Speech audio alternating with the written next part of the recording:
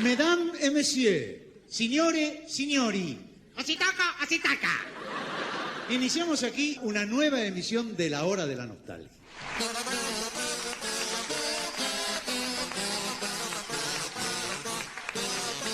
Sean ustedes bienvenidos a La Hora de la Nostalgia, el podcast donde hablamos de Lelutier. Hola a todos, bienvenidos a La Hora de la Nostalgia. Mi nombre es Julián Marcel. No, para. Cortame todo. Julián, ¿qué haces acá? Bueno, pero a mí Leandro me llamó. No, pero ¿qué, Leandro? Anda a tu podcast, viejo, salí de acá, déjame el lugar, pero esto es culpa tuya.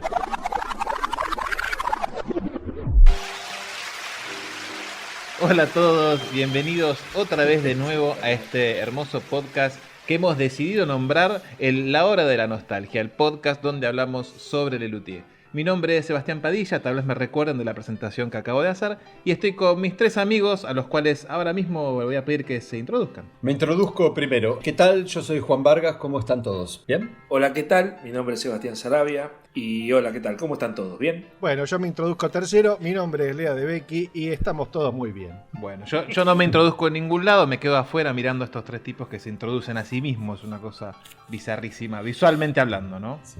Y tenemos al columnista estrella que está deseoso por saludar también. Hola, Carlitos. Sebas Carlitos habla. Un abrazo grandote, mi viejo. ¡Qué grande, Carlitos! Un genio. Siempre tienes el saludo tan lindo. Esperemos que se ponga las pilas y hoy labure como corresponde, ¿no? Sí, señor, porque hoy vamos a tocar un tema que es muy interesante para los que seguimos a Lelutier hace un montón y para los nuevos que recién lo están descubriendo me parece que está buenísimo. Hoy vamos a hablar sobre I Musicisti, digamos la prehistoria de Lelutier, pero en lugar de quedarnos en el 67, que es hasta donde se cuentan los libros sobre ellos, vamos a avanzar un poco más porque I Musicisti siguió un año más junto con Carlitos Núñez dentro de ese conjunto, así que vamos a recorrer prácticamente toda la historia de I Musicisti. ¿Están listos, chicos? Dale. Sí, señor. Ni te digo. Muy bien. Déjame aclarar que a lo largo de este episodio vamos a utilizar también material de archivo perteneciente a un reportaje que dio Lelutier en 2007 con Carlos Ulanowski en Radio Mitre. Sí. Vamos a arrancar con el principio, bien principio, no el de Arquímedes, sino el del Lelutier, que fue en el coro de ingeniería.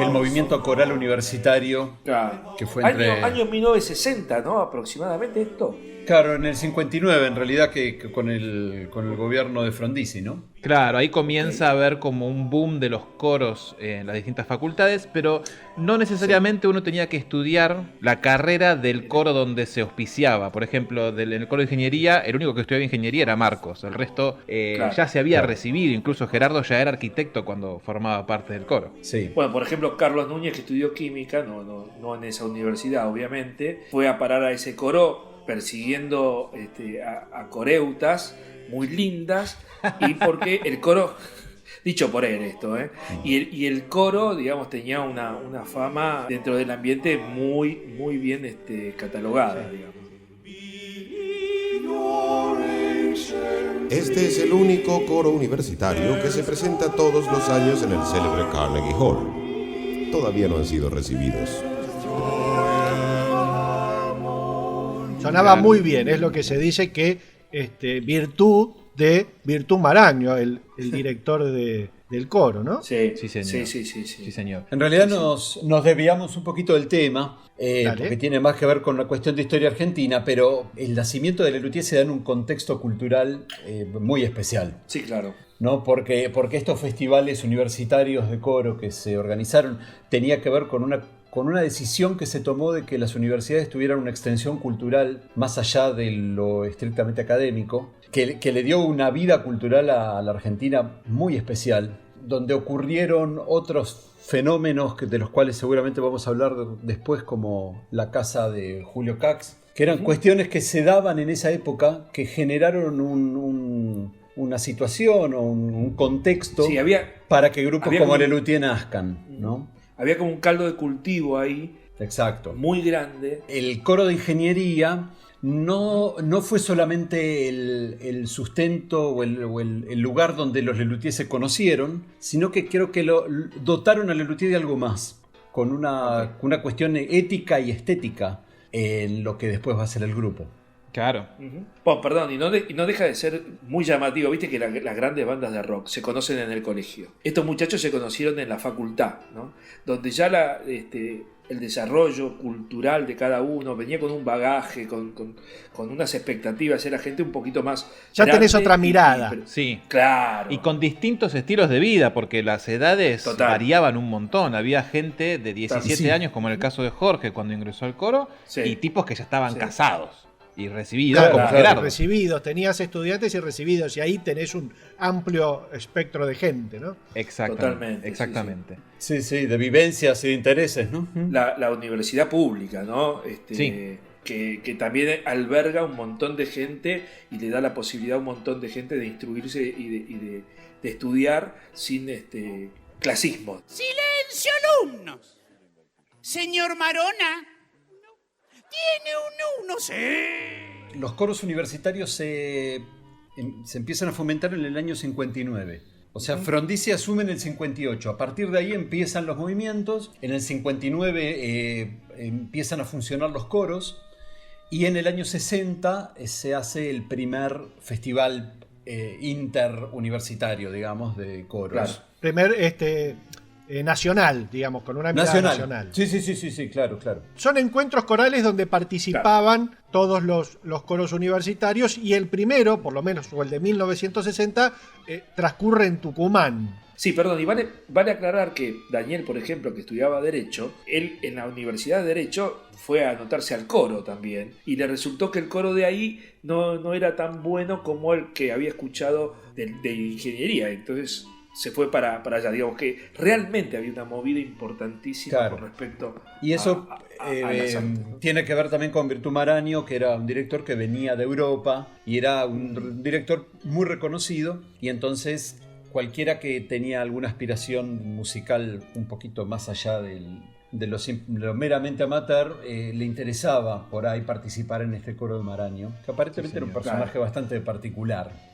Ya para el 63, en el coro de la Facultad de Ingeniería, está prácticamente todo lo que luego iba a ser musicisti. El único que no estaba todavía es Jorge Marona, porque bueno, era menor de edad.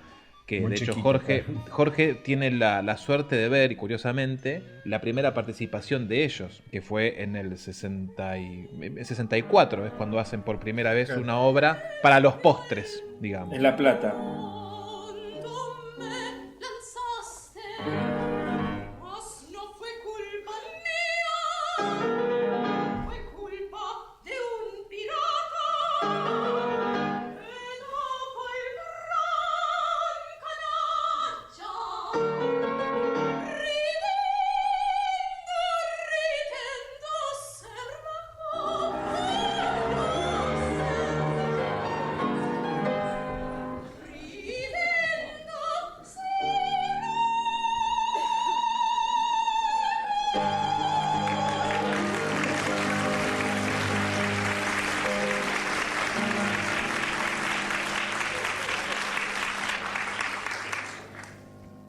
Dentro de todo grupo donde hay un montón de gente, siempre hay un par que se dedican a la farra y a la jarana. El coro universitario de Ingeniería no estaba exento de eso, y había pequeños grupitos que hacían jodas en el coro. Uno de los episodios de un grupo que hacía bromas en el coro de Ingeniería, la Orquesta de Instrumentos Informales, que por esas cosas siguió viviendo, fue engordando y creciendo hasta llegar a ser lo que soy. Antes había habido otras cosas, pequeños grupos que generalmente comandaba o estaba al frente Gerardo Massana.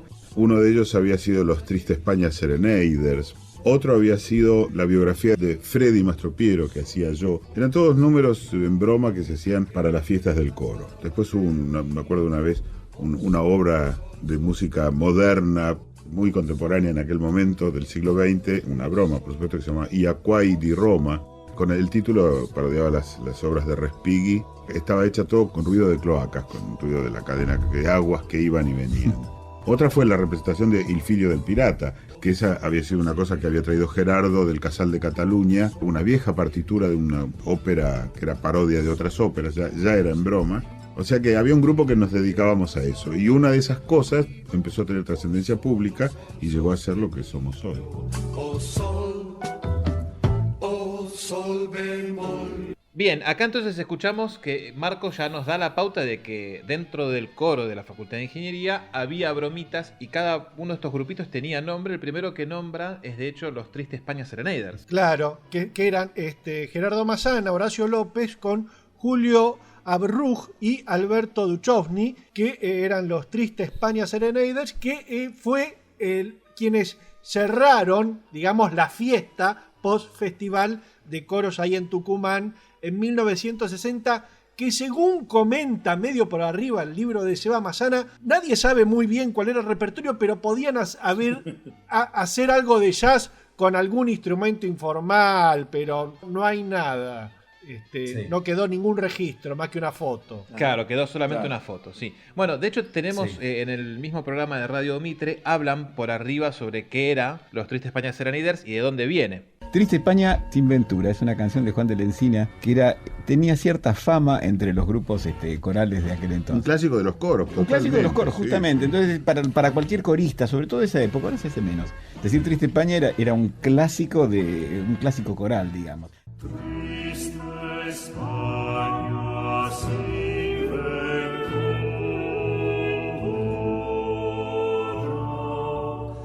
todos y Serenaders, por supuesto, era el apelativo, el calificativo de las banditas que hacían música berreta. No sé cómo se definen los Serenaders. Además había un semiplagio, porque en esa época existía un grupo que ya era humorístico y parodia, que eran los Tururú Serenaders. Chipi, chipi, chipi, chipi, chipi, tururú. A la negra, la mula, tantico tururú. No me canso de decirle tururú. Chipi, chipi, tururú. Yo no estaba en los Triste España, pero cuando ellos lo hicieron era una especie de copia de los Tururú Serenaders que ya existían. Ahora, esa reunión tan contradictoria de elementos a mí me hace acordar en alguna manera a Johann Sebastian Mastropiero. Es un mecanismo en cierta manera antecesor, digamos, parecido, ¿no? Ven conmigo, cuchi cuchi, a bailar ese traquecito.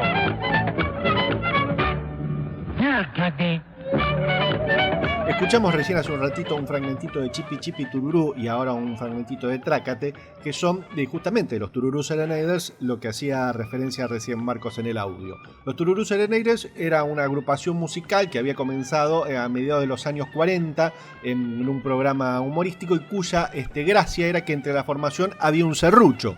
Con lo cual, ahí tenemos posiblemente en Triste España Serenaders el Gordo López haya interpretado el serrucho y de ahí el apelativo Serenaders en la agrupación. Si la música que hacían incluía el serrucho, ya ibas a tener un timbre informalísimo. Totalmente.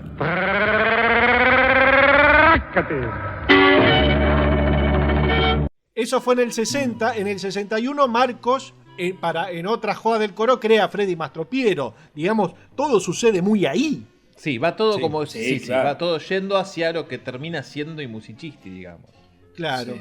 Y otra joda de Marcos era eso que había comentado hace un ratito, lo de Iacqua y di Roma, que era una joda que le estaban haciendo a Virtù Maragno, que parece que no era muy afecto a ese tipo de humoradas. De chistes, de humoradas. En una fiesta dijimos, bueno, hay que preparar algo, y era la época en que Virtù Maragno, que era el director del coro, que se había ido por un año a Italia, y ahí trabajó con hombres muy famosos, con Petrassi, con Luciano Berio, con todos los tipos de la vanguardia, que hacían esa música que en aquel momento nos parecían ruidos inconexos. A mí me lo siguen pareciendo.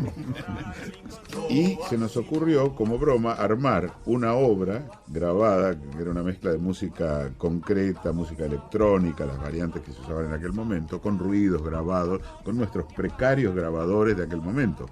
Armamos un texto, todo un comentario sesudo, a la manera de los comentarios de Radio Oficial, sobre esta obra. Entonces la presentamos, estábamos en una casa, toda la gente sentada ahí, pusimos el grabador, se habían grabado ruidos del flash del inodoro y esas cosas.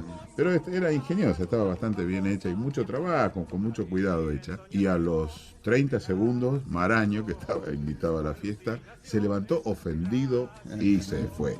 Nos quedamos todos inmóviles en nuestros asientos hasta que en un momento un compañero nuestro, Pedro Jolodowski, se levantó, fue hasta el grabador y dijo: me parece que ya no tiene sentido seguir, y lo apagó.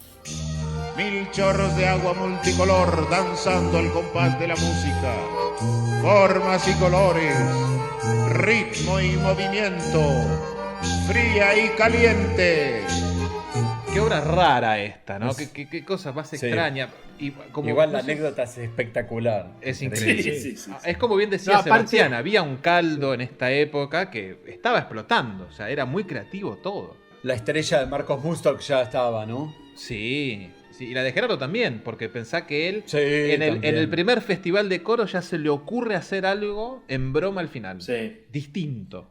Eran tipos muy creativos. Sí, muy creativos. Para el 63, Gerardo encuentra en sus baúles aparentemente familiares una partitura de un autor que se llamaba Mangiagali, a quien años después Lelutier homenajearía con Mangiacaprini. Ajá. ¡Qué compromiso! ¡Qué compromiso! Con una obra que se llamaba Il figlio del pirata, que era en un español macarrónico, ¿no? Una cosa rarísima de cómo se... Un italiano macarrónico. Eso, gracias.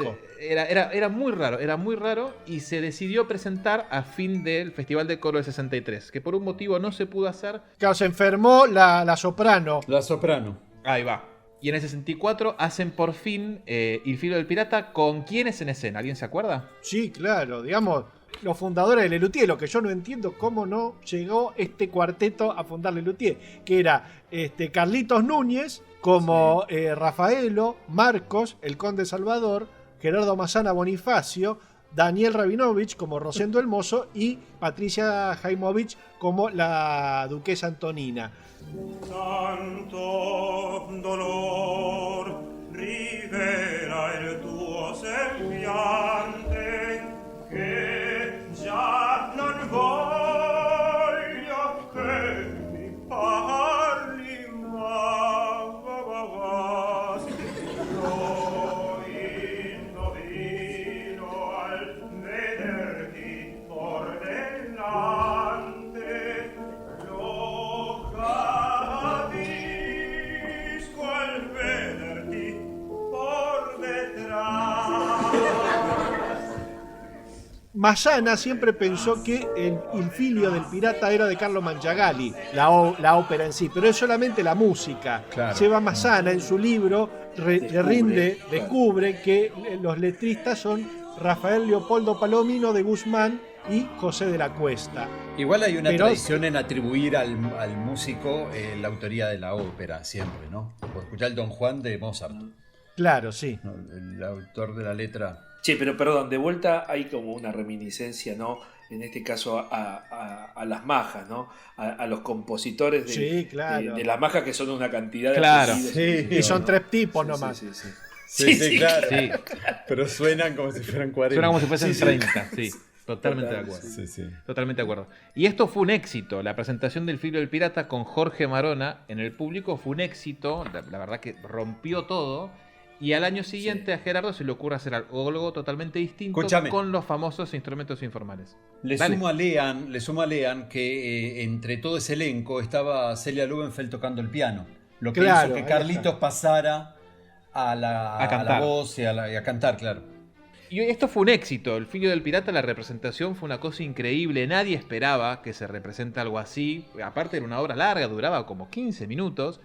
Y fue tal el éxito que tuvo que a Gerardo se le ocurre al año siguiente, en el 65, presentar una obra ya de ellos, una obra nueva, escrita por él, parodiando a la pasión de Bach, si no me equivoco, ¿puede ser? Sí, a la Pasión según San Mateo. Pasión según San Mateo de Bach, del cual Gerardo era devoto. A Gerardo le fascinaba Bach. Pensé que era de Banfield, mira.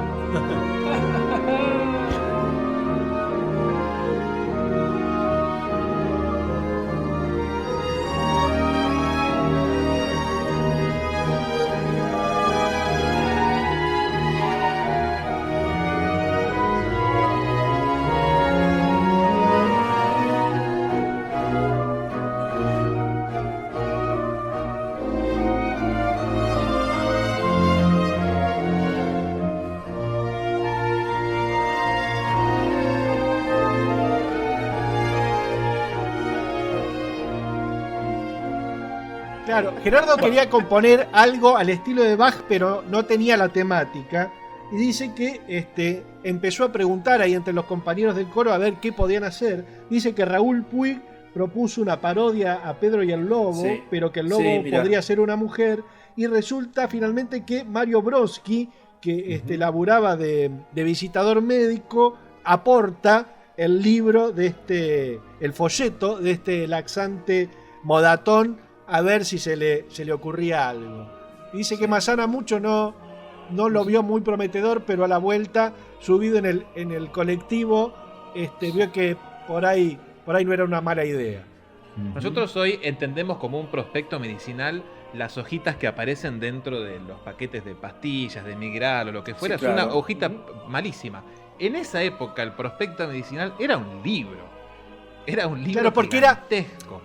acordate, era visitador médico, no era lo que se le da Claro.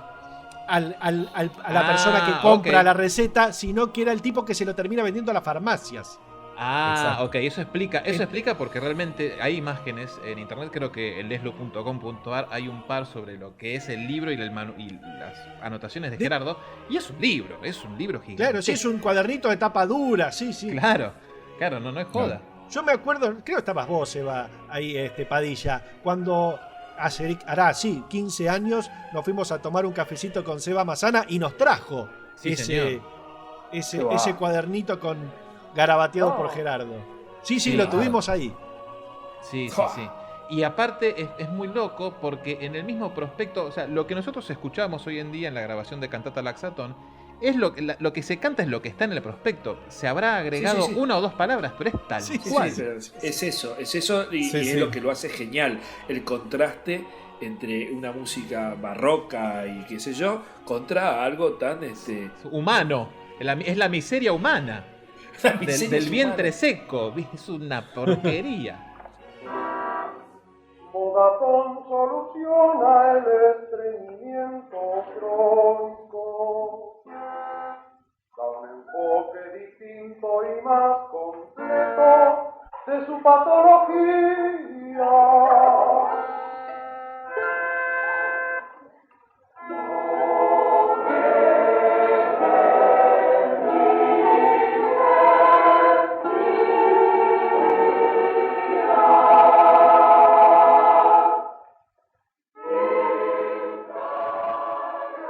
¿Sabes lo que quería agregar? Esto, voy a decir una obviedad, pero para que tengamos en cuenta nosotros y el oyente, siempre que estemos hablando, es dimensionar lo que estaba pasando en ese momento. Eran unos pibes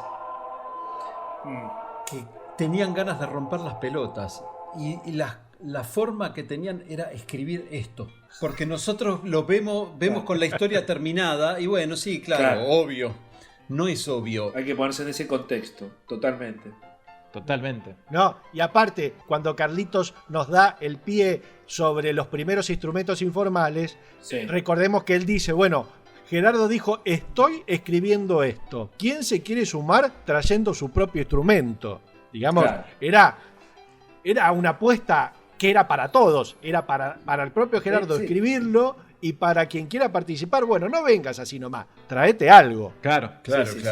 Aportá algo, ¿no? Era una época de caldo cultural muy, muy grosa y se vivía la vida cultural de otra manera. Y Juan lo nombró al principio, había una persona, un melómano que se llamaba Julio Cax, que abría la puerta de su casa un día a la semana para que cualquier persona entre y haga y escuche y hable, y se mezclaban muchas personas. La casa de Julio Cax era lo que antes se conocía como tertulias culturales, que se hacían en la casa del vizconde de la Pindonga y qué sé yo qué, y que iban cantantes, poetas y qué sé yo.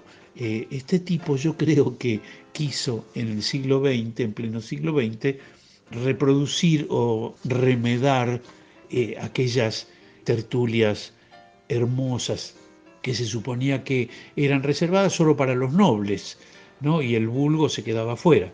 Este lo hizo y lo logró realmente durante varios años. Su casa funcionó como un hervidero de ideas y de cosas tan lindas. Hemos de hacer hincapié en el tema cultural. Y cuando hablo de cultura con Q mayúscula.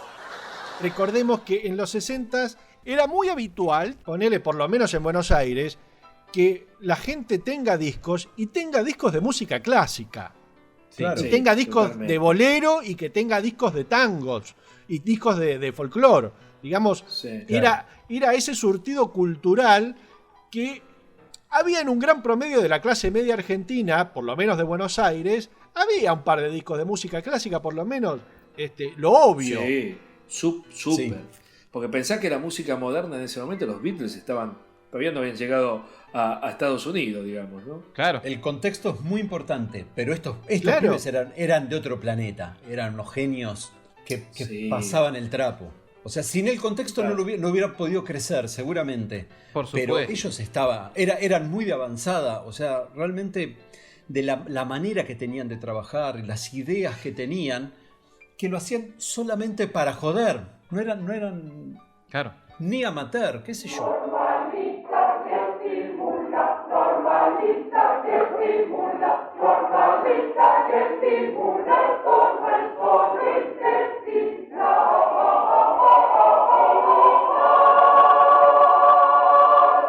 Y aparte déjame decirte que tiene que ver con el trabajo en grupo, digamos, ¿no? Porque uno puede ser muy creativo, muy piola y querer inventar cosas, pero cuando te juntás con otro que te ceba un poquito, que se engancha, con el otro que trae que no sé qué, ahí se empieza a armar la bola, ¿viste? Entonces el trabajo en equipo, en grupo, realmente creo que nos ayudó un montón, digamos, ¿no? Y mucho, en algunos casos, superando la adolescencia, que es donde uno por ahí está más para la joda y agarrarse cosas así como más livianas, y bueno, qué sé yo, voy o no voy, no me importa, pero así todo, Gerardo, que era como el más grande, era el que regía y ponía un poco el norte a dónde ir, digamos, ¿no? Y se ve que tenía como una cuestión de liderazgo muy fuerte porque caían sucumbidos hacia sus ideas, digamos, ¿no? Era un grupo hermoso porque imagínate que en aquella época nosotros éramos adolescentes, teníamos 18, 19 años, estábamos cursando los primeros años de la facultad y de pronto encontrarse con un grupo que en lugar de ir a bailar los sábados a la noche o a reventar la noche, qué sé yo, por cualquier lado, andar en moto o a tomar cerveza o qué sé yo qué, a estos locos que yo me acerqué les gustaba reunirse en la casa de alguno de ellos a hacer música. Entonces uno llevaba partituras del Renacimiento y se cantaba, otros sabían tocar violín o la viola o el cello o la flauta traversa. Se formaban grupitos de cámara, se leía, se comentaba. Otros en la cocina preparaban vermicelli al óleo para comer después entre todos. Era un caldo de cultivo tan lindo. Uno se sentía tan contenido, viste, en las cosas que uno tenía ganas de hacer, que, cacho, tenías ganas de estar allí y de no moverte, ¿no? Y por supuesto me metí hasta el alma, ¿no? Todo, yo me di todo.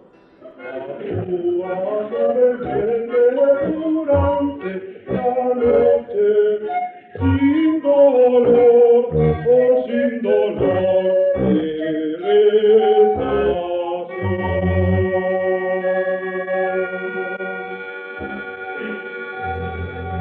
Bueno, finalmente en el 65 vuelven a ese festival en Tucumán y ahí presentan Modatón públicamente, ¿no? Claro. Uno se preguntará por qué Tucumán, digamos, ¿no? Que ya hizo 2 festivales. Claro, bueno, fue el Tucumán primero. es un centro universitario súper importante en el norte argentino, más en esa época, digamos. Todos los de Salta, los de Jujuy, van a estudiar a Tucumán. Entonces es un centro universitario muy, muy potente y tiene una vida universitaria tremenda hasta el día de hoy. Sí, señor. Mirá. Bueno, ahí se estrenó entonces la Cantata Modatón. Cantata Modatón. Con tengo la formación. Dale. A ver. Carlos Núñez en el tubófono, Guillermo Marín en el yerbomatófono, Marcos Mustok en el gom-hom natural, Daniel Durán con el cornetófono, Jorge Marona con el contrachitarone da gamba, Horacio López con el serrucho y Gerardo Massana con el bass pipe. Los solistas fueron Marcos, Daniel y Eber Rosell. Aclaremos que Jorge ingresa al coro de ingeniería justo en el 65, por eso se lo nombra ya participante de esto. Che, ¿y el coro era el coro de ingeniería entero o habría sido una parte? Del No, coro? una sé, parte. No tengo la data de eso. Una parte No, sola. sí, una parte. Dice que Virtud Marano mucho no le copaba, No. pero fue a dar alguna manito, sí, cosita Sí. en el ensayo. Sí, que le pidieron ayuda. Claro, ¿no? y el director era el Jorge Yuyen, digamos, el que oficiaba de director coral, porque atrás también hay todo Un coro. hay sección para coro. Que dirigía con una sopapa, Sí, ¿no? sí, señor, Juan. Claro, sí. Sí, señor. Como para darle un cierre a este marco de Festival de Coro y para ver también cómo la historia acompañó el crecimiento de este conjunto, al año siguiente es la Noche de los Bastones, en donde se acaba los festivales corales. O sea, Claro. se termina todo. Exacto. Sí, O sea, Sí, cambia la historia para siempre. Sí. para siempre, o sea, justo en el 65 ellos llegan, y hacen capote, digamos, llegan a su punto máximo en los coros y justo al año siguiente los festivales se acaban para siempre. No sé si vos, Juan, tenés algún dato histórico de esto. No, el único dato importante es que en el libro de Sebastián cuentan que en el momento que estaba ocurriendo la Noche de los Bastones Largos, el coro estaba dando una función. Mirá. Y que bueno, claramente fue la última función del coro. De todas maneras, antes de que esto ocurra, I Musicisti ya había tenido su momentito de gloria, ¿no? Sí, sí. Por eso quería darle un cierre a los coros para ya avanzar con lo que es I Musicisti, digamos. Claro. Está bien. Solo decir, Seba, que esa actuación en Tucumán hasta repercutió en la prensa, digamos. Hubo notas de prensa. A partir de esta cantata Modatón se empieza a cambiar un poco. Totalmente. El futuro. A punto tal que un productor, cuyo nombre en este momento no me acuerdo, no sé si está en algún libro, un productor se acerca a ellos para ofrecerles hacer un show en Capital con la obra Modatón y con lo que ellos pudiesen inventar. Y ahí es cuando aparece el incipiente coro I Musicisti. Claro, los convocan en diciembre. Habían tenido tanta repercusión lo de Modatón que los convocan en diciembre para actuar el 11 de diciembre en Telecataplum. Telecataplum fue el programa que luego en los 80 se llamó Comicolor y después se llamó también Hiperhumor. Que era el programa conocido como el programa de los uruguayos. De los uruguayos. Sí, señor. Espaltera, Armada, Berugo Carámbula, Andrés Redondo, Julio Frade, D'Angelo, Gabriela Acher, un montón de gente. Cura todo y no le cuenta nada. En el Cataplum, alegrías y sonrisas, buen humor y juventud.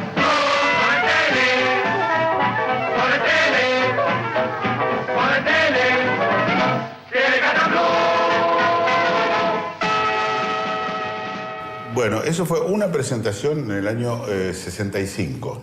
Cuando llegó Telecataplum a la Argentina, por supuesto que éramos de la clientela, de los primeros clientes, el ambiente nuestro. Telecataplum tenía las noches cultas con el presentador que era Raimundo Soto, muy formal y ya no me acuerdo cómo alguien dijo, che, esto se parece, ¿por qué ustedes podrían dar un pequeño recital dentro de Noches Cultas? Que para nosotros era una gran cosa salir en televisión. Porque nosotros, para ese entonces, todavía estábamos en el circuito universitario. Claro. Que ahí fue un encuentro medio casi fortuito de dos estilos parecidos. Noches Cultas para usted, su programa de confianza, tiene el apabullante orgullo, y por qué no decirlo, el ínclito regocijo, de presentar hoy a I Musicisti, uno de los más selectos conjuntos de cámara de Occidente, en su primera y posiblemente definitiva actuación en TV. I Musicisti ha actuado en los más importantes centros musicales del país y del extranjero, haciendo las delicias del tímpano, el yugo, el martillo y otras menudencias auditivas de los públicos de todas las latitudes. Johann Sebastian Mesana, o también conocido con el nombre de Massana, es uno de los nuestros más jóvenes valores musicales.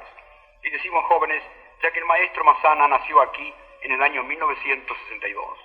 A los 2 años de edad, y en ocasión de salirle su 14º diente, el joven genio compuso lo que juzgamos nosotros una de las obras más maduras de su carrera, el alegre cazador que vuelve del campo con un fuerte dolor acá. Señoras y señores, I Musicisti, ya.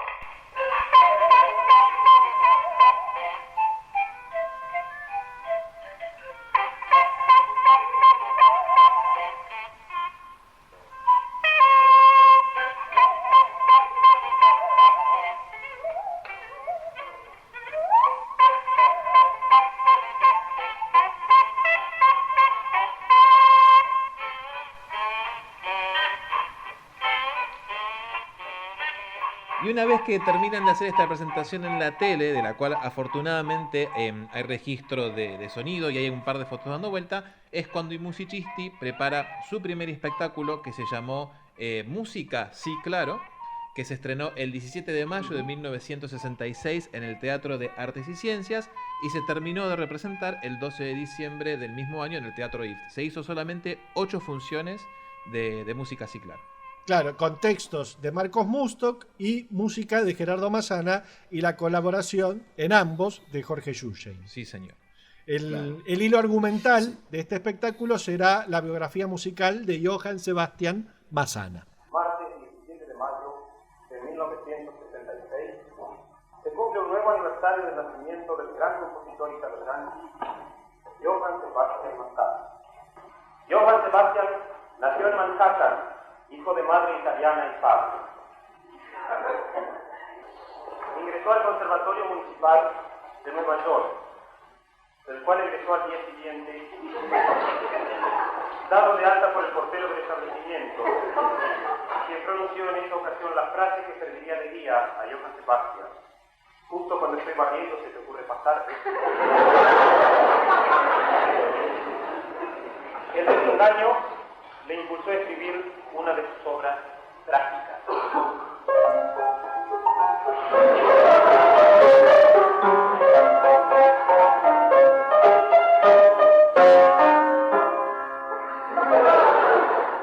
Ya ahí empieza a aparecer de modo lejano la conjunción de Freddy Mastropiero y el Johann Sebastian, que luego se utilizaría como su nombre. Claro. Y las obras que se representaron en esa época eran 4. Estaba la Cantata Modatón, que era el caballito de batalla, Atlantic 3,1416, 74 Metrum Sum, y luego terminaba con El alegre cazador que vuelve a su casa con un fuerte dolor acá. ¿Nos podemos detener un poquito en el análisis de estas obras? Sí, un poquito? claro. Repasando para este programa, por supuesto que la Cantata Modatón la destaco y me parece una obra realmente muy ingeniosa, siempre poniéndonos un poco, o tratando yo de ponerme en el momento casi histórico, digamos, ¿no? En el contexto de cuando fue creada, cómo fue creada y demás, digamos, ¿no? Porque si uno traspola ese humor al día de hoy, seguramente parezca muy naif o algo por el estilo. Así todo, yo creo que ellos, al crear la orquesta de instrumentos informales, creo que hacían más hincapié en el sonido y de cómo esa orquesta hacía sonar una cantata barroca, por decirte, que en el humor, en el texto, en la letra. Sí, yo insisto, yo creo que no se puede escuchar sin su contexto histórico. Nos quedan esos dos músicas y claro, como y Milo, son espectáculos que hoy, en 2020, nos quedan muy lejos todo. Sí.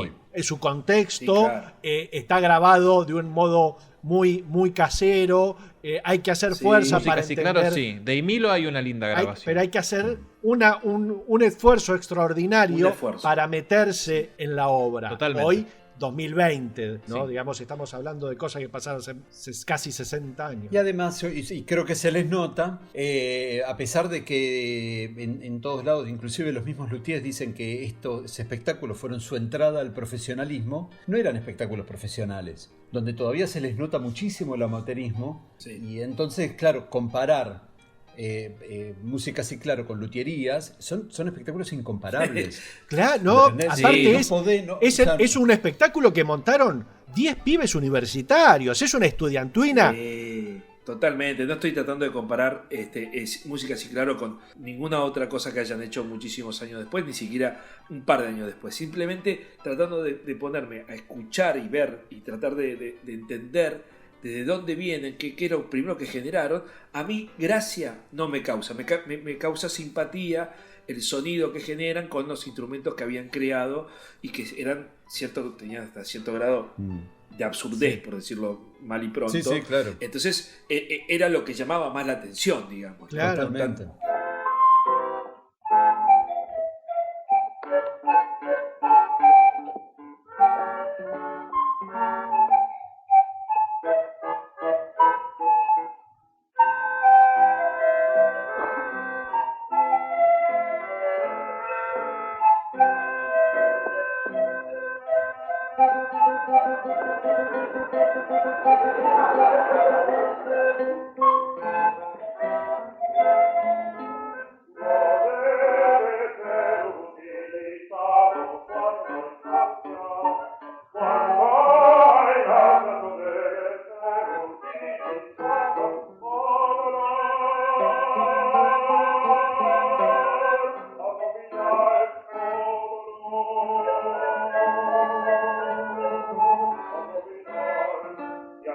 Si hai dormitato quanto hai honor a Que la cantata Modatón con el prospecto del laxante y esta contraposición que decíamos, sí, es gracioso, digamos. Por supuesto que era gracioso lo que pasaba. Por ahí digo, por ahí habría algún gag o alguna cosa que hiciera que la cosa fuera más graciosa todavía. Pero bueno, es imaginarlo, ¿no? Les hago una pregunta. ¿Qué les pasa a ustedes cuando escuchan el serrucho, las ondas López? A mí, sí, no es un sonido muy agraciado, pero ¿Leandro? Yo lo odio, chicos, no saben, a mí me irrita la cabeza. No, claro, no es mi caso, no. Me suena como un sonido, digamos, lo que luego fue el kazoo, que ese sonido no instrumental, que no es un instrumento. Sí, lo que pasa es que tiene una afinación que es rarísima, ¿no? Hay una ondulación de sonido que es lo que te pone como loco, por decir, loco, afiná, poneme, viste, que quede la nota sostenida un ratito. Sí. Digamos, tiene un sonido humorístico el serrucho. Sí, en ese sentido totalmente. Sí, pero a mí me irrita, no sé, tiene un timbre, viste, como los perros, que hay unos ruidos que a mí me pasa con el serrucho. Sí, por ejemplo, la obertura de la cantata Laxatón. Se lo escucha clarísimo. Bueno, el es rarísimo. Sí, pero hay un timbre en general un poco irritante, ¿no? Bueno, la grabación no ayuda. Y bueno, la grabación no ayuda, es verdad. De hecho, de todos los shows de Lelutier, la única grabación que se escucha mal es esta. Porque de I Musicisti y las óperas históricas en adelante, hay por lo menos una grabación que se escucha bárbaro. ¿Sabes qué pasa? La diferencia es que en I Musicisti y las óperas históricas tenías el laboratorio sonoro de Litela. Claro. Atrás. Acá es un el micrófono Centro de Artes y Ciencias y agarrate, ¿no? Es un micrófono. Que alguien puso un grabador. Y te deseo la mejor de la suerte. Carlitos puso grabación y se salvaron dos grabaciones. Una del estreno, que es del 17 de mayo, y después hay otra sin fechar, que sabemos que es de junio, que hace poquito se encontró entre las cintas de Carlitos. La presentación líquida por su agradable sabor es ideal para niños. Que se escuchan, hay que ponerle para disfrutarlo, hay que ponerle más fuerza que estilo, ¿no? Sí. Como bien dice Seba, es cierto que esto no tiene, es más melómano, no hay texto de humor. Totalmente. Sí. No, tiene unos. A ver, está el germen, lo que tiene música así claro es la piedra fundamental del estilo. Sí.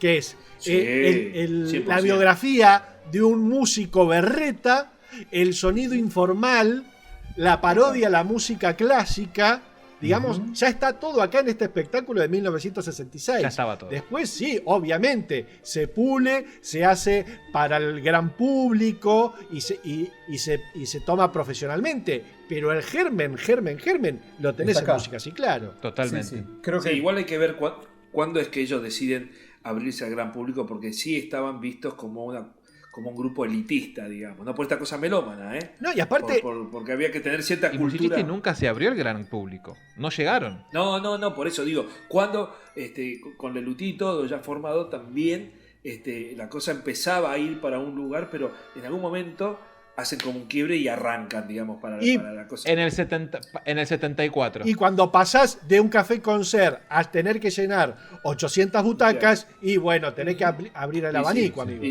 De todas maneras, coincido con Lea que en Música Así Claro ya están todos los ingredientes de lo que va a ser después. Sí. Porque tenés el relator de Marcos Mustok, tenés la orquesta de los instrumentos informales, tenés la parodia, la música clásica. Ya está. Sí. Acá está todo. Sí, totalmente. A mí hay algunas cosas del espectáculo en general y de la cantata Laxatón que me parecen muy disfrutables. Por ejemplo, la voz solista de Daniel, o sea, esa voz de Daniel jovencito, me parece realmente hermosa. Total, hermoso, sí.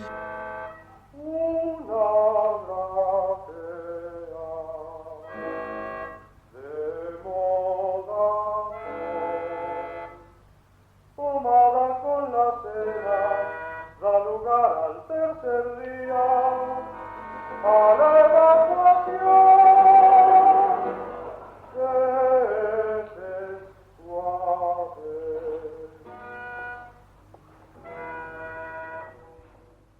Hay algunos contrapuntos de la música, que en general la música suena bastante vacía, ¿no?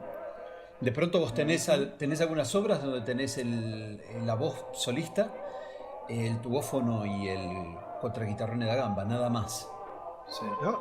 A ver, la suena formación peladito. de música, sí, claro, es una mierda, porque son los instrumentos que armaron estos Sí, pibes sí. universitarios que Sí, y nada lo más. hicieron con una manguera, ¿bien? Aún así hay arreglos muy bonitos. Y aún así se arma. Sí, claro. Sí. Y hay arreglos muy bonitos, o sea, realmente hay un trabajo musical muy lindo en esa simpleza, digamos. Sí, sí. Sí, sí. Afortunadamente, nuestro querido columnista dice que participó en estos shows y nos aclara por lo pronto una duda que teníamos nosotros de la obra Atlantic 3,1416, que es una obra instrumental y nunca entendimos qué sucedía. Seguidamente, se podrá escuchar en versión de la Orquesta de Cámara I Musicisti, bajo la sopafa de Georgi Dixer Ripperfin, Schön Müllerin, la abertura trágica Atlantic 3,1416, perteneciente a la ópera Merlo Ciudad Feliz.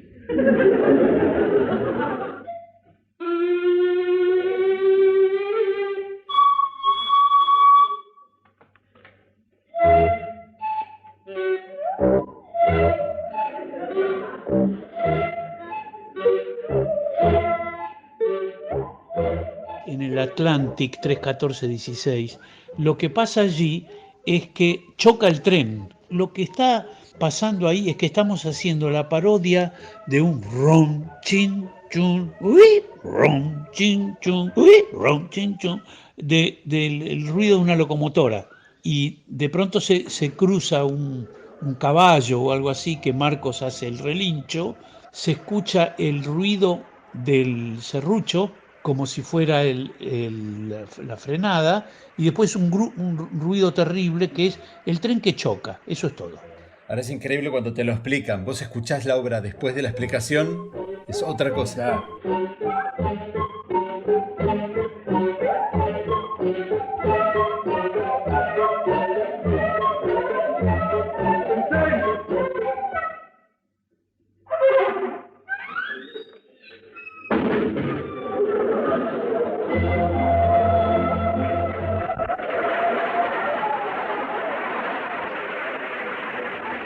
La obra es una parodia directa al poema sinfónico Pacific 231 Sí, señor. de Arthur Honegger, que es un género de música programática para orquesta que pueden ir desde un retrato literal como el de esta obra, que es una locomotora Pacific 231, que de eso trata la obra, hasta formas no específicas y evocadoras como los preludios de Liszt.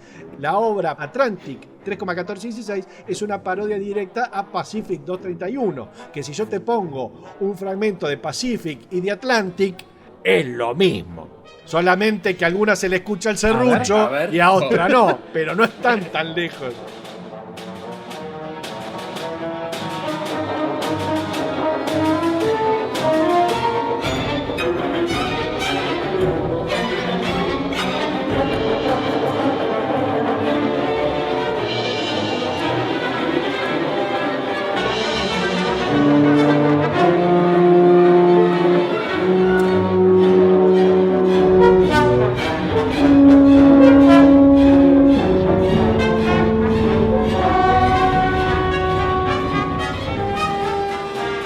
Pero tenías razón. Mirá vos. Muy lindo. Igual si no te la explica Carlos, yo me pido el ticket de vuelta y me voy a mi casa. Digo. Claro, si no te lo explica Carlos y si no tenés el conocimiento de Arthur Honegger y el Sí, Pacific, claro, es muy melómano todo. No, Se te pasa. quedás recontra afuera. Claro, se te pasa por Totalmente. arriba. Te quedas afuera. Muy lindo, Sí. muy lindo. También teníamos, ¿qué otra obra más había? 74 metros Sund, que yo al día de hoy no entiendo de qué va. Y un rollo de papel higiénico, los 74 metros del rollo de papel higiénico. Bueno, Es un jingle fallido de un papel higiénico. Que en No, realidad es el claro. mismo chiste que la cantata Laxatón, que es combinar una música clásica, en este caso sería una música religiosa, con un elemento escatológico. El chiste Claro. es el mismo. 74 Sí, metros sí. un et culo y resurrexis, porque te limpiaste el traste con el papel. Claro. Qué lindo. Supuestamente un jingle publicitario que le habían encargado a Johann Sebastian Massana. Eso es lo que dice la historia del texto. Bien.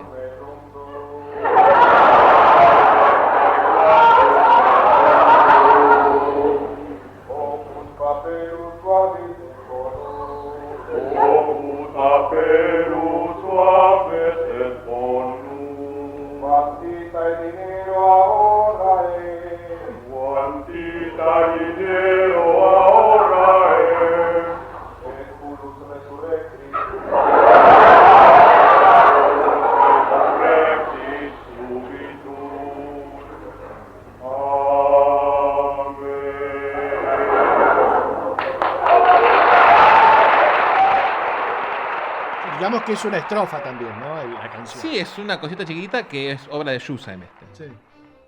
Igual que Atlantic. Sí. Ajá. Bueno, y termina el show con el alegre cazador, que vuelve a su casa con un fuerte olor acá, que bueno, ya la conocemos, conoceremos pese a todo, pero acá tenemos una versión totalmente informal y bastante más larga.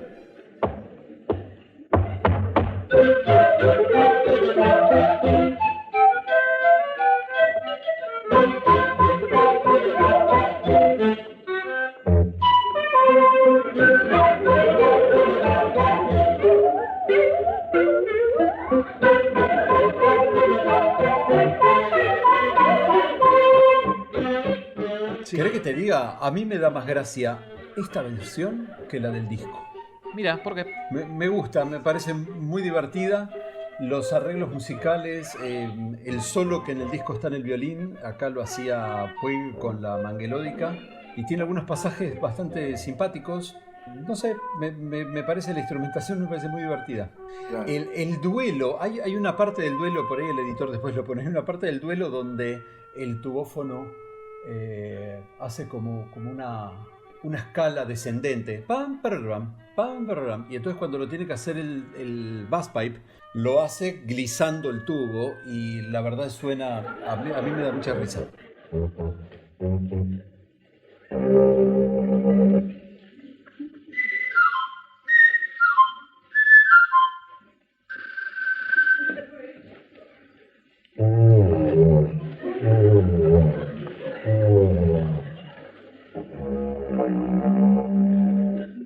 Aparte tiene, en un momento, cuando justamente en esa parte donde, digamos, el bass pipe tiene que repetir la misma melodía del tubófono, en un momento que es un chiste absolutamente visual, Gerardo no llega a la nota, entonces se para la obra, agarra el serrucho del Gordo López, Massana corta el caño para llegar a la nota que tiene que dar para terminar el compás. Ese fragmento, claro, ese compás, claro.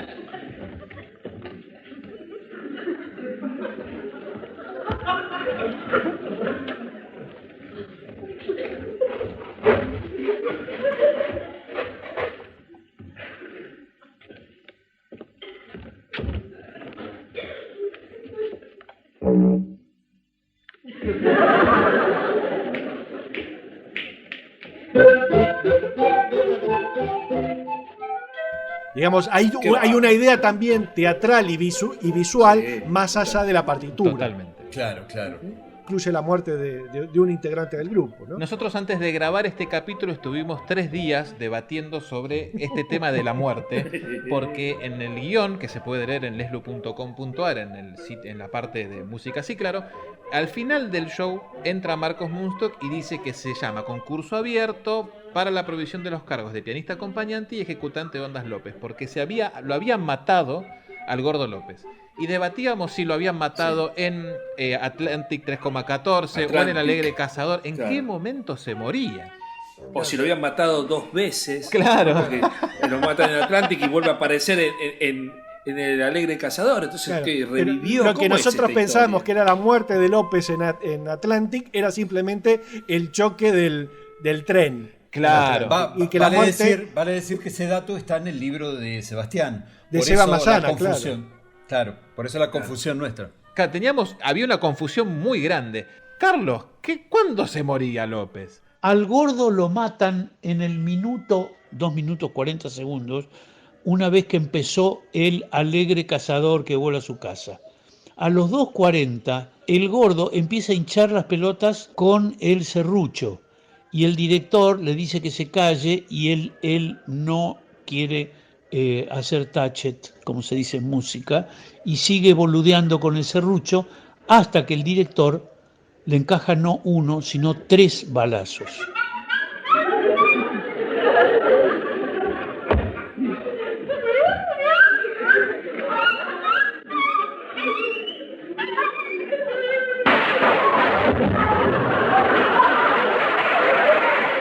En ese momento el Gordo cae al suelo muerto y la obra sigue, todo el resto de la obra sigue hasta el final con Horacio López muerto en el piso. Cuando termina Música Sí Claro, que se lo llevan a Schusein, que está tocando el piano y que tampoco quiere dejar de tocar, que se lo llevan entre varios, ahí también se lo llevan arrastrando al Gordo López. Espero haber evacuado vuestras dudas.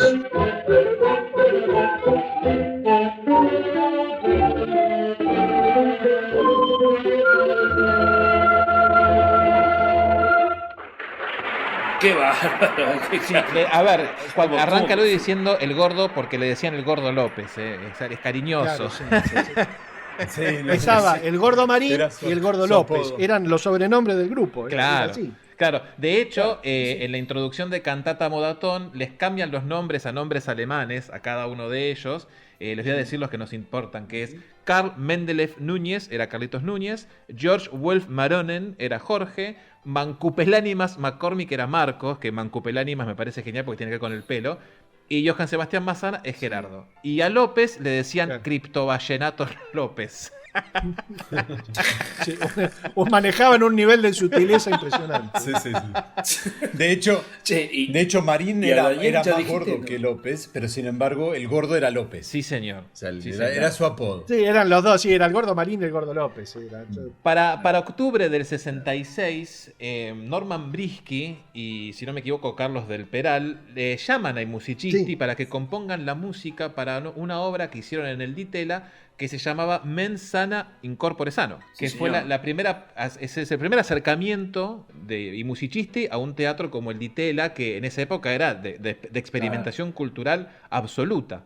Bueno, era esto que decía Juan al principio del episodio, claro, ¿no? Esa cosa cultural de la Buenos Aires de los 60. Exacto. Claro. ¿Y cómo llegaron al Di Tella?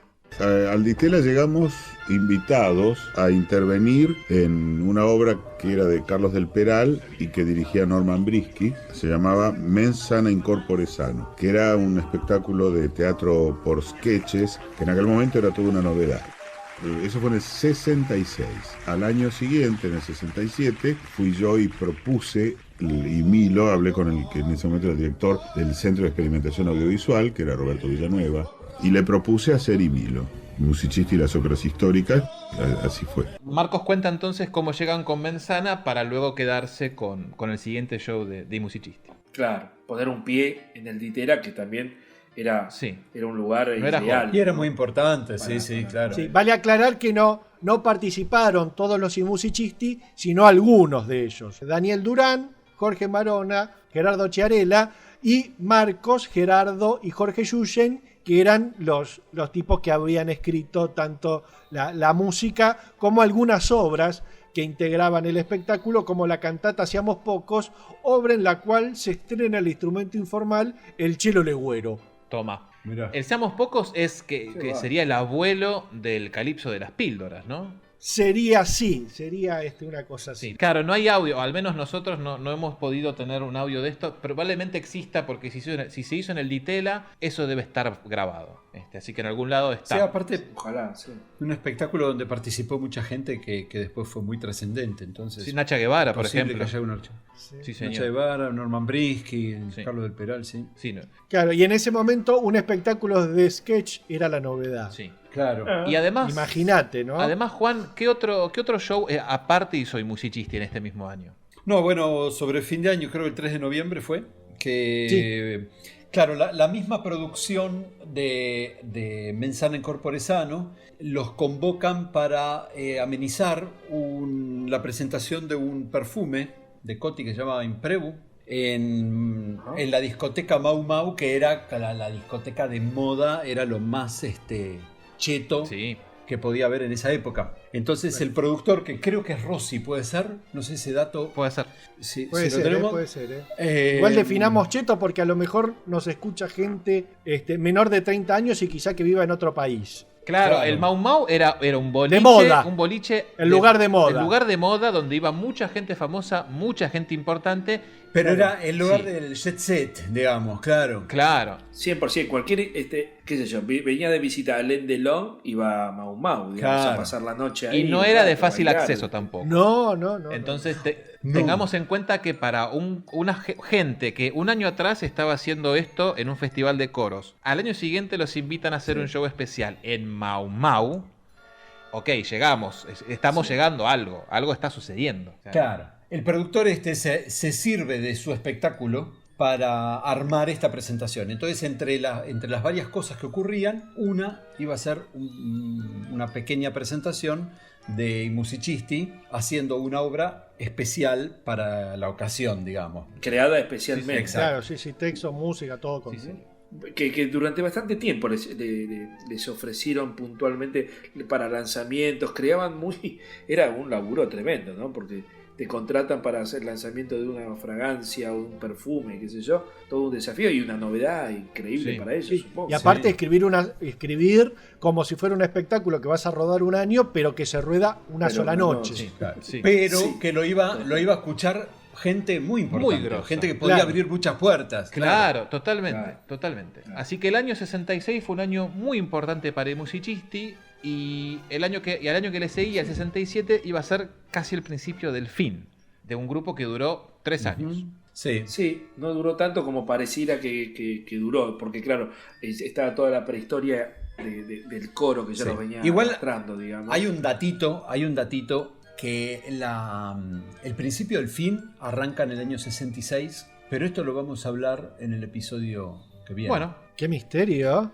¡Qué misterio! Me gustó. Listo, Juan, me encanta cerrar el episodio así. Me parece perfecto. Muy, muy bien. Bueno, nos vamos entonces. Nos vamos a ir. Recuerden que nos pueden seguir en nuestras redes. Estamos en Instagram como Hora de la Nostalgia.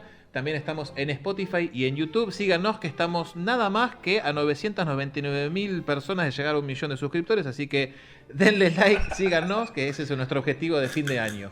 Seba Sarabia, un gustazo hacer este programa contigo. Pero por favor, al contrario, un placer para mí. Leandrito, un placerazo para vos. Lo mismo digo, un placerazo para mí. Y Juan, muy lindo que hayas estado repartiendo conocimiento hoy en día. Ay, mira, sos tan amable. A continuación, y fuera de programa, Actuará en carácter de solista el maestro Carlos Núñez Cortés. No, esta es cortita, pero no es ni graciosa ni nada, pero es importante. Fue importante para nosotros. A nosotros, a lo largo de nuestra larga carrera, nos siguieron y se hicieron fanáticos gente muy importante, como por ejemplo presidentes, ¿no? Sí. Hubo presidentes que eran fanáticos de Lelutier y que lo expresaron. Algunos, por ejemplo, de dudoso entereza política, como Correa de Ecuador, ¿no? Que quería más que quería declararnos huéspedes ilustres y qué sé yo qué. Pero otros, digamos, más conspicuos y más grandes, como Felipe González, que nos invitó al Palacio de la Moncloa, a cenar con él, qué sé yo. El único presidente argentino que se dignó a invitarnos, y la única vez que nosotros pudimos ingresar en la Quinta de Olivos, que la vimos por adentro y visitar, y estuvimos en la casa tomando el té, creo, fue Raúl Alfonsín. Y nos emocionó hasta las lágrimas. Y nos sacamos, cada uno nos sacamos una foto con él, así como hicimos con Felipe González también. Algún presidente de México, como López Portillo, también nos invitó a su casa.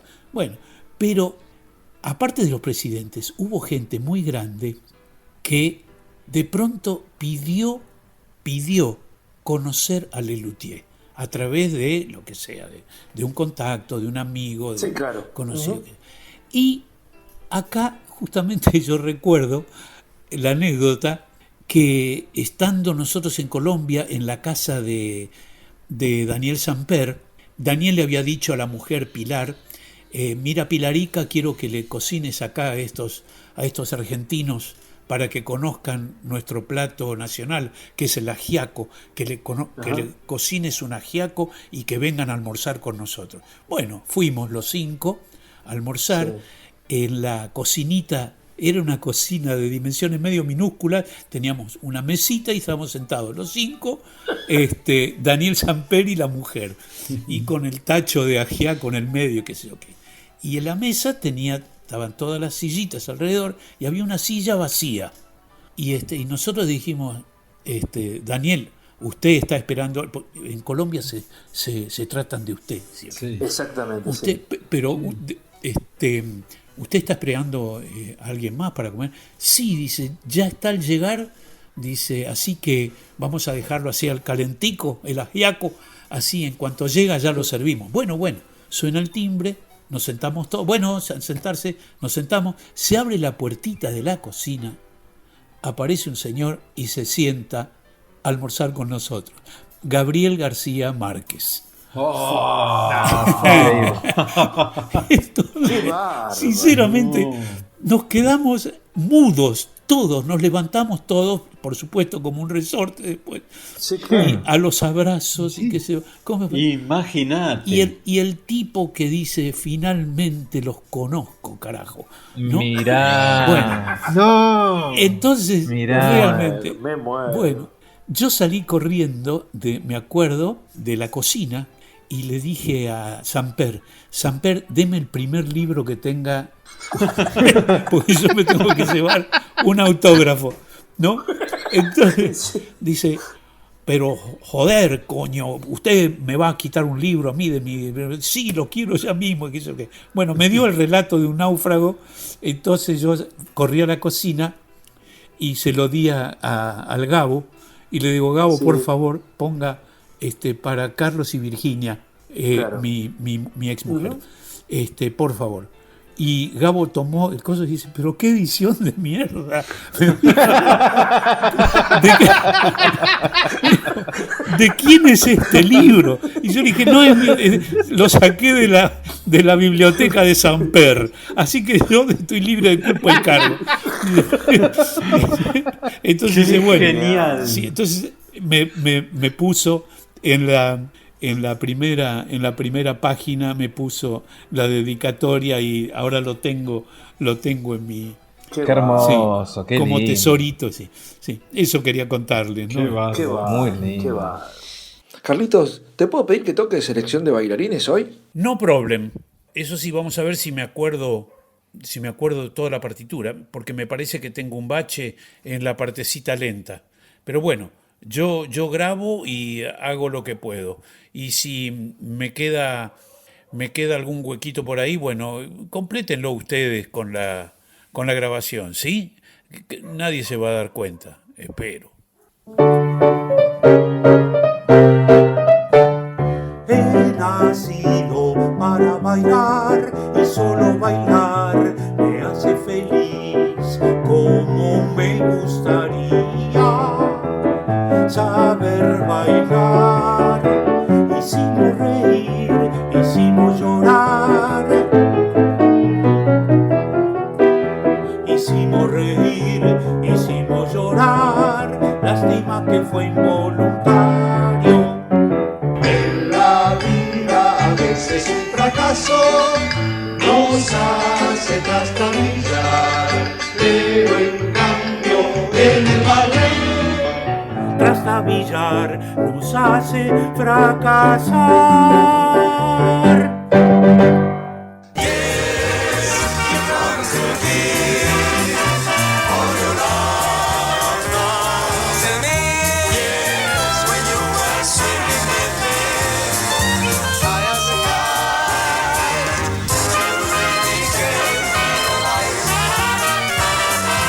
Chao chicos, cuídense y nos vemos la próxima. Un abrazo, chao. Besis. Así termina un episodio más del podcast de Le Luthier. Se llama a concurso abierto para la provisión de los cargos de pianista acompañante y ejecutante de Ondas López. Inscripción e informes, conjunto de instrumentos informales y musicistas. Gracias.